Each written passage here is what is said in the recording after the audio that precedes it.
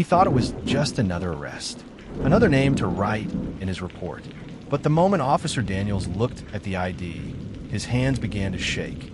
His voice cracked, and for the first time in his career, he froze. What he saw on that plastic card would not only change his life, it would unravel a secret the city had buried for over 2 decades. But by then, it was too late. This is the story of Marcus Kane, a 32-year-old man whose ordinary day turned into a nightmare on the cold streets of Brookside. A story that would test the limits of truth, justice, and the thin line between power and humanity. Before you decide how you feel about what happened, listen closely, because every detail matters. It was a Tuesday afternoon in November, gray skies, a biting wind cutting through the streets. Marcus had just left his shift at a local repair shop. A quiet man, the kind who always kept his head down, Marcus preferred walking home rather than taking the bus. He had his earbuds in, the sound of soft jazz drowning out the hum of the city. In his backpack, a half-eaten sandwich, a wrench set he'd borrowed from work, and his wallet tucked deep inside. But that's when it happened. A police cruiser slowed as it passed him. At first, Marcus didn't notice. He kept walking, hands deep in his coat pockets. But then the car stopped, reversed. The passenger door opened. "Hey, you, stop right there," a voice called out. Marcus pulled one earbud out, confused. "Me?" 2 officers approached, one older, in his late 40s, the other younger and tense. The older one was Officer Daniels. "We got a report of a suspect matching your description. Mind showing us some ID?" Marcus frowned. "Matching my description? What does that even mean?" The younger cop snorted. "It means you fit the look, buddy. Now ID." Marcus had been through enough to know resistance wouldn't help. Slowly, he reached into his backpack. Before he could pull out his wallet, Daniels grabbed his arm. "And where I can see them." Marcus froze. "I'm just getting my ID." But the younger officer shoved him against the car hood. Cold metal pressed against his cheek. The smell of oil and rust filled his nose.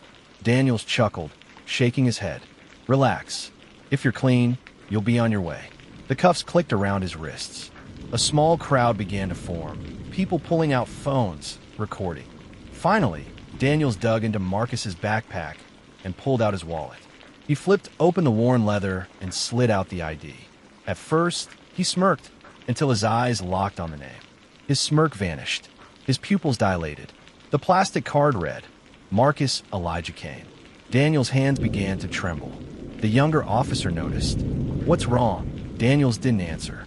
Instead, he stepped back, staring at Marcus like he'd seen a ghost. Daniels knew that name.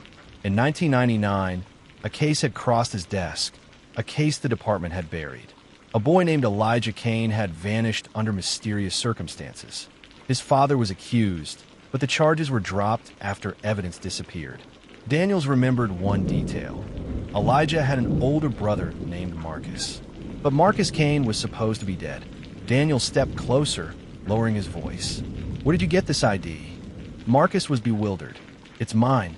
I've had it for years." "Why?" Daniels didn't answer. Instead, he looked around at the gathering crowd, then at the younger officer. "Take the cuffs off. Now." "What?" "We got a match to the—" "I said take them off." The younger cop hesitated but obeyed. The crowd murmured in confusion. Daniels pulled Marcus aside. "We need to talk. Somewhere private." Marcus shook his head. "Not until you tell me what's going on." The younger officer rolled his eyes. "We're letting him walk?" Daniels, he matches the suspect. But Daniels wasn't listening. His mind was racing, connecting pieces from decades ago. Old crime scene photos, missing files, and one name that kept appearing in red ink. Kane. "Listen," Daniels said, his voice dropping lower. "There are things you don't know about your family. If you let me explain, I can help you, but you need to come with me now." Marcus took a step back. "My family? What are you talking about?" Daniels glanced over his shoulder. "We can't talk here. They're watching. They—" Marcus repeated. Daniels' eyes darted toward the rooftop of a nearby building, just for a second. But Marcus caught it. Before Marcus could respond, a black SUV turned the corner and slowed to a stop across the street. The windows were tinted. Daniel's face went pale. "It's too late. They found us." The SUV door opened. A tall figure in a dark coat stepped out. The crowd had gone silent. Daniels leaned in, his voice urgent but barely above a whisper. "If you want to stay alive, you need to trust me." Marcus's pulse thundered in his ears. The man's face was calm, too calm. He looked like someone who already knew the ending to a story you hadn't even started reading yet. The man smiled, not a warm smile, but one that seemed to weigh and measure Marcus like he was an object. "Marcus Elijah Kane," the man said slowly, savoring each word. "I've been looking for you for a long time." Marcus stiffened. His name rolled off the man's tongue like it belonged to him. "Do I know you?" Marcus asked cautiously. The man stepped closer, his polished shoes clicking on the wet pavement. "Not yet, but you will. And when you do, you'll wish you did." Daniels moved in between them. "You need to walk away, Kane." The man tilted his head slightly. "Kane, you're talking to him like he's the problem." His eyes locked back on Marcus. "You don't even know why they call you Elijah, do you?" Marcus's breath caught. "What are you talking about?" The man didn't answer. He just smirked, turned on his heel, and walked back toward the SUV. The driver's door shut. The black vehicle rolled slowly away. Daniels grabbed Marcus by the arm. "Get in the car. Now." Marcus resisted. "No, not until you tell me what's going on." Daniels' eyes scanned the rooftops like a man expecting a bullet. "This isn't the place. We got maybe 3 minutes before they double back." Marcus reluctantly got in the cruiser. The engine roared to life, and Daniels sped away from the street. For a while, the only sound was the tires on wet asphalt. Finally, Marcus asked, "Who was that?" Daniels' jaw tightened. "That was Victor Kane, and if he's here, your life just changed." Marcus frowned. "Victor Kane? We have the same last name." Daniels nodded slowly. "He's not just anyone. He's family, the kind you don't want." Marcus felt a chill crawl up his spine. "That's impossible. I don't have family, at least not anymore." Daniels glanced at him in the mirror. "Marcus, you think you know your story, but the truth? You're just living in the part they let you remember." Marcus looked away, gripping his knees. "What are you saying?" Daniels took a sharp turn into an empty parking lot.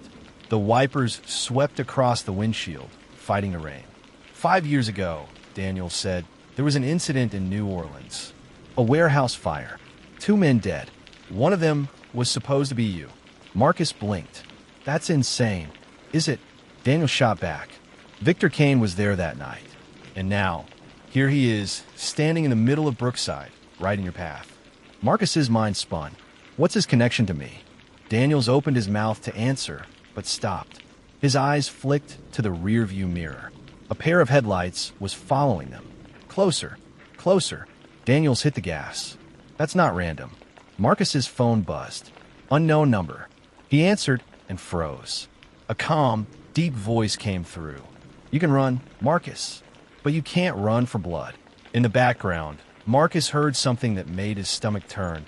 The faint, muffled sobs of a woman. It was his sister's voice. Daniel's eyes narrowed. "Who was it?" Marcus's voice cracked. "My sister, she's..." Before he could finish, a black SUV swerved in front of them, cutting off the cruiser. It was the same SUV from earlier. The doors opened. Victor Kane stepped out, but the smile was gone. Victor stood in the rain, his dark coat clinging to him. Behind him, 2 other figures emerged, faces hidden by shadows. He pointed directly at Marcus. "Get out of the car." Daniel's hand hovered near his weapon. "This ends bad if you do," he muttered. Marcus swallowed hard, every muscle in his body screaming not to move. And then Victor said something that froze Marcus in place. "I know what happened to Elijah." Marcus's breath caught. "My brother?" Victor's eyes glinted. "He's alive." The SUV door opened wider, and the man in the dark coat took slow, deliberate steps toward Marcus. Every boot step crunched on the wet gravel, echoing like a countdown. Daniels, the officer who just minutes ago had been laughing, now stood unervingly still, his eyes darting between Marcus and the approaching figure. The street was dead quiet. The curious neighbors who'd been watching from their porches leaned in, trying to catch every word. Marcus swallowed hard, trying to keep his voice steady. Who are you?" he asked. The man didn't answer right away. Instead, he stopped just a few feet away, close enough for Marcus to see the faint scar running down his cheek. Finally, he spoke, his voice low, but with a weight that demanded attention. "You don't remember me," the man said. "But I remember you." Marcus's breath hitched. His mind raced. How could he know this man? Daniel suddenly stepped forward, his tone urgent. "Sir, with all due respect, this is a routine." "Routine." The man in the coat cut him off, his words sharp as glass. "You were about to cuff the son of the only man who ever saved my life." The air seemed to thicken. Marcus blinked in shock. "My father." The man turned his gaze directly to Marcus, his eyes almost regretful. "Yes, 10 years ago. He didn't know my name. I didn't know his. But I never forgot his face or what he did." Daniels looked between them, confused. "Wait, are you saying—" "I'm saying," the man interrupted again, "that if you had put those cuffs on him, you wouldn't have lived to regret it." The tension was suffocating. Marcus's pulse hammered in his ears. "What is going on here?" Marcus demanded, his voice finally breaking through the fear. The man in the coat sighed, glancing over his shoulder as if expecting someone or something. "You're in danger, Marcus. More danger than you realize. And your father, he's not the man you think he is." Marcus froze. "What do you mean?" Before the man could answer, a black sedan screeched to a stop at the end of the block. 2 men in suits stepped out, scanning the street like predators. The man in the coat's voice dropped to a whisper. "They found you. We have maybe 60 seconds." He reached in his coat pocket. Daniels instinctively reached for his holster, but the man only pulled out a small leather envelope and shoved it into Marcus's hands. "Don't open it here. Don't show anyone. And whatever you do, don't trust the badge." The suited men were walking toward them now, fast. Marcus's head spun. The crowd was murmuring, phones recording, whispers growing louder. "Get in the SUV," the man ordered. "Why should I?" Marcus shot back, fear mixing with defiance. The man's jaw tightened. "Because if you don't, you won't live to see tomorrow." The sound of footsteps quickened. The suited men were only a few yards away. Daniels hesitated, looking unsure for the first time that night. "Marcus, maybe you should." Now the man barked. Marcus felt his body move before his mind could decide. He slid into the SUV's back seat, the leather envelope clutched in his trembling hands. The door slammed. The engine roared. Through the tinted glass, Marcus saw one of the suited men reach into his jacket. Gun. The SUV peeled off, tires screeching, the world outside blurring into streaks of neon and shadow. Marcus gripped the envelope, his thoughts a storm. Who was this man? Why did he know his father? And what could possibly be inside this envelope that was worth killing for? The man in the coat glanced back at him in the rearview mirror, his eyes cold and certain. "You're going to have to decide, Marcus," he said quietly. "Do you want the truth, or do you want to stay alive?" Marcus's throat tightened. "Can I have both?" The man didn't answer. The SUV slowed, turning sharply into an abandoned warehouse lot. The driver killed the lights. For a moment, there was only the sound of the ticking engine and Marcus's shallow breathing. Then, in the distance, another engine started. The man in the coat turned to Marcus, his voice barely above a whisper. "They're already here." The sound of that second engine grew louder, rumbling through the abandoned lot like a predator circling its prey. Marcus's hands were slick with sweat, the leather envelope still clutched tight. The man in the dark coat stepped out of the SUV first, scanning the shadows. Daniels, against all logic, had followed them here, standing stiff beside the vehicle, one hand hovering near his holster. Marcus's voice cracked through the tension. "Just tell me what's going on." The man's gaze flicked to Marcus. "You want to live? Then open it. Now." Marcus's fingers trembled as he slid a hand inside the envelope. His heart thudded against his ribs. Inside was a single photograph. It was old, creased, but clear enough to see 2 men standing together. One of them unmistakably his father. The other. Marcus froze. It was the man in the dark coat. Both of them were in military uniforms. And in the background, the ruins of a burning building. Daniel stepped closer, squinting. "What is this?" The man in the coat's voice was low, heavy with something Marcus couldn't place. Guilt, maybe, or warning. Your father saved my life that day, but he also took something they've been hunting ever since." Marcus's chest tightened. "Who's they?" Before the man could answer, headlights blazed into the lot. The black sedan roared in, 2 more SUVs behind it. Doors flew open. Men in suits poured out, weapons drawn. "Move!" the man in the coat shouted, grabbing Marcus by the arm. Gunfire erupted, sharp cracks splitting the night. Daniels ducked behind the SUV, returning fire. Marcus's legs felt like lead, his lungs burning as they sprinted toward a side door of the warehouse. Inside, dust swirled in the pale moonlight slicing through broken windows. Footsteps pounded behind them. "Why are they after me?" Marcus gasped. The man's reply was almost drowned out by the chaos. "Because, Marcus, you're the only one left who knows where it is." Marcus stumbled. "Where what is?" The man stopped abruptly, spinning to face him. His eyes were deadly serious. "Your father hid something worth more than every dollar in this city combined. And now, every corrupt badge and every hired gun wants it."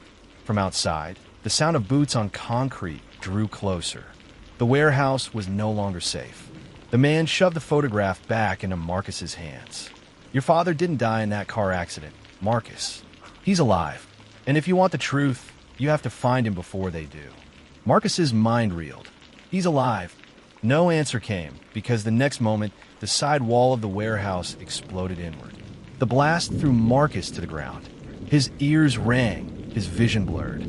Through the haze, he saw the man in the coat fighting off 2 attackers, moving with brutal precision. Daniels was shouting something, but Marcus couldn't hear. Then, just as one of the attackers aimed at Marcus, the man in the coat stepped into the line of fire. The shot rang out.